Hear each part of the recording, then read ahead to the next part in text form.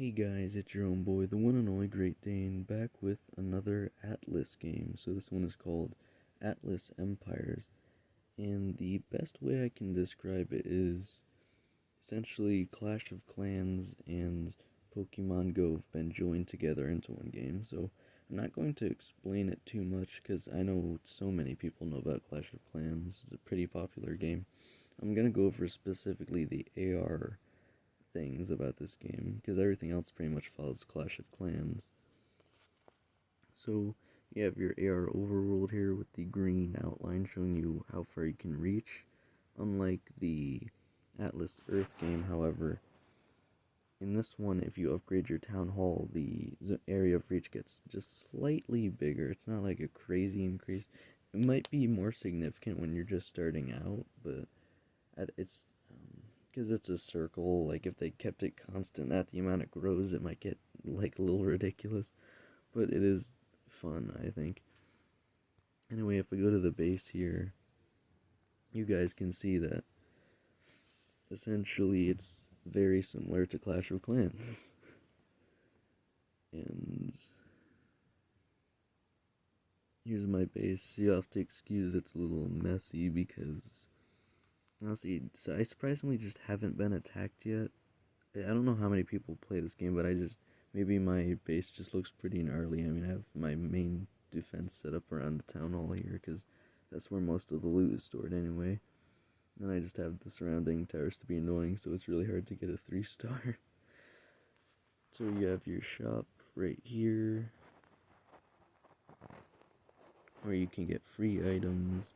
The only thing I recommend buying with these green runes is the books of training because it's used for your troop upgrades and your charm upgrades, and the charms essentially are like little percentage upgrades. Like this one here is the card dealer costs 5% less. I already got that once, so it should be 10% cheaper now, which is pretty significant. And again, a lot of this is just a different look to Clash of Clans, so very similar. You can see all the resources I have. I've been playing for roughly 2 weeks now, I think. I'm already at like Town Hall 7 or something. You have different quests you complete to get more loot. Yeah, 7, almost at 8, honestly. And you have all these items, but the rest again is very similar to Clash of Clans here. So the card caller is a little thing on the map that allows you to get different cards and upgrade them, because you need a certain amount of cards before you can use the book of training to actually upgrade. So if we go here, this is a card caller that I just called onto the map. It does a funky little animation, and then this appears wherever you tell it to, and you get your first card free, and then the price keeps going up exponentially. I actually just tried to film this like a few minutes ago, but it didn't work. You know, I think I'll just call another card caller onto the map, actually. I just hit the wrong button. That's okay. So if I go to my item sack and I press on card caller, I can summon. I have way too many of these, honestly. I probably should have just used them once I got them. It's nice that I have so much gold to just use on them, but frankly, I would rather go around the map because the card dealers just randomly spawn on the map with a bunch of other items, which again makes this a lot like Pokemon Go as an augmented reality game. So you get this funky little animation. Now I have a new card caller in my reach, and I think it's really nice for people who don't have a data plan that want to play the game. If you can't move around as much, you can still have some fun here. So obviously I can't get any new cards because I already have all the cards. I think the dragons are probably the most powerful, but take up the most housing space, kind of like Clash of Clans again. And all the other items are the outlaw, which is this weird raccoon with a giant pack on its back, which allows you to trade for more specific items like the materials, like all these spell materials right here, and eagle tokens, which you get by donating items you don't want. to get more Eagle tokens. It's never really a crazy amount. I feel like it's pretty hard to get Eagle tokens in this game, honestly. Until maybe you're like max level and you can just donate everything for Eagle tokens. So the Outlaw is just another trading source to get items you might want. You have all these outposts, which you can see you can have 4 at a time. I have mine already set up around my base here. Also, something important to mention that I forgot before, which is I guess good I'm redoing the video, is that you can access your base without actually being near your base, because that would be really annoying if you couldn't. Especially if you set up your base and then some years later you move and you just can't play the game anymore. They already thought of that. It'd be weird. Let's see. So the other items is you have all the different levels of outposts. And essentially you donate Eagle tokens to the outposts and they give you a reward after 16 hours depending on how many you donated. And if you donated nothing, you still get a reward. And again, it's so hard to get Eagle tokens, and I even did max out one outpost, and the award was not much better than not donating. So in my opinion, if you don't have a lot of people to donate to your outposts, I suggest just placing them without donating at all, or donating one to complete the donation quest, and you'll still get a decent rewards. And then you have the Hand of Reach item, which doubles your reach radius, which is very nice if you want to go out and either actually get the items the way you're supposed to, or use my trick, which I'll teach you if both of these Atlas videos get 100 likes. So the crystal hammers can be found around the map, and they're used for upgrading. They're slightly harder to find, but I think it's a lot better than purchasing them from the shop. And there's also moon cleavers that I just haven't seen yet. I imagine they're either very rare or they don't spawn until you actually start needing them. I imagine they're like legendary level, so they're probably really hard to find on the map, but again, with my strategy, it makes it so easy. At least I imagine it would be. You have your books of training for the character upgrades or the charm upgrades. You have all your potion or trader items. You have your mystic log for specifically stopping freeze spells at your base. Pet cookies for upgrading your pet, which is this weird gray moth looking thing that gives you a crazy amount of items if you just let it go do its thing. Essentially, you get the pet perch, and then this pet appears in your overworld, and you just send it to get you stuff, and you just get a lot of free items every few hours. It's kind of crazy, in my opinion, not to use this.